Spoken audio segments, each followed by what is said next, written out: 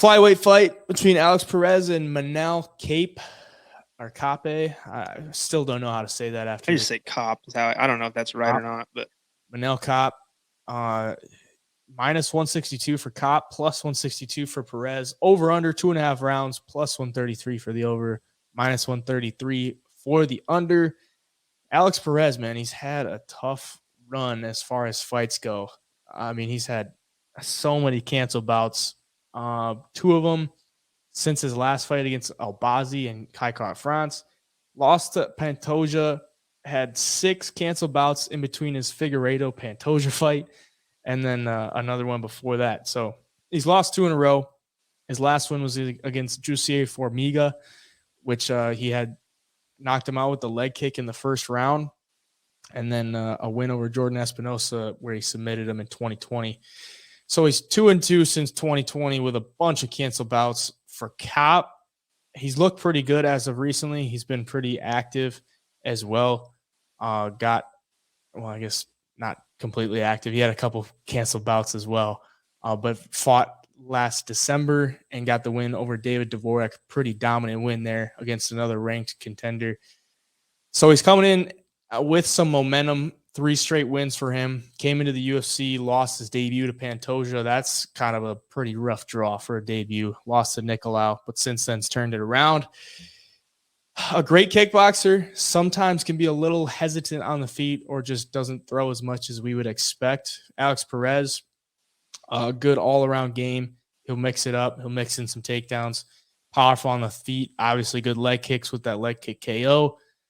If he takes him to the ground, man, I think he's a live dog. But if he just, chooses to stand with him and play Manel Kape's game, I don't think it goes very well. The thing is, Perez has been submitted his past 2 times out against Figueiredo and Pantoja. So if he goes to that ground, we saw in Kape's last fight, he showed some good submission skills. He tried to submit David Dvorak twice when they're on the ground, 2 submission attempts, knocked him down once. I'm kind of leaning like the values on Perez. Like he's fighting the best of the best in the flyweight division, and he's coming off 2 losses. So naturally, the lines are going to be a little bit, not really respecting him.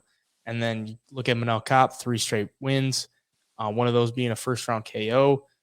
The books are going to respect that, and they put him as a favorite against a guy who's been tested against the best of the best and kind of needs a win for just to get back on track. So I think he's going to come out in this one and really do anything he can to get a win.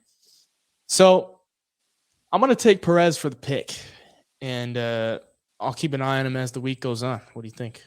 Yeah, no, I agree. It's kind of hard to pick against the guy with, he averages 2.84 takedowns per fight.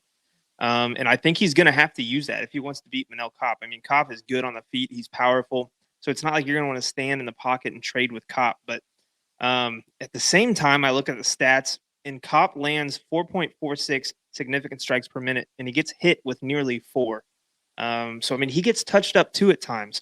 But Perez, man, he lands 4.67 significant strikes per minute and only gets hit with just barely over 3 per minute. So the striking differential, the numbers are in Perez's favor. And then obviously he averages a lot more takedowns than Kape, and he'll go for submissions too.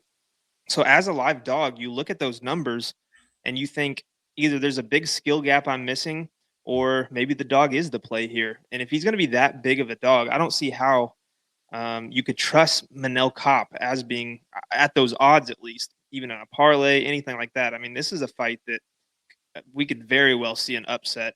The one thing that does concern me is, Alex Perez has all these submissions on his record, gets takedowns, but he's also been submitted 5 times. It's not necessarily real concerning because, Kape's going to want to stand and trade. But I mean, Kape does have a few submissions on his record, and he's capable of doing it. I think he's got 5 on his record. Yeah, 5 submission wins, 11 knockouts. So you can tell he wants to be on the feet, but he's no slouch on the ground. Yeah. But I do think Perez needs to go to that wrestling early.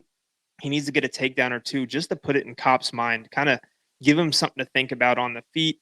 That way, you're not just standing in front of Kape with no respect from Kape at all and just trading shots with him. You got to get his respect, whether that be hit him with a big shot or take him down one time and get a little bit of control time. That way it's in the back of his mind. So, but yeah, as an underdog, I think Perez is very live here. I do think Kape, though, on the feet, if it stays there, should get the win. But yeah, screw it. For the pick, let's go Alex Perez. I think he's going to wrestle him. I think he's going to have a wrestling heavier game plan this time out.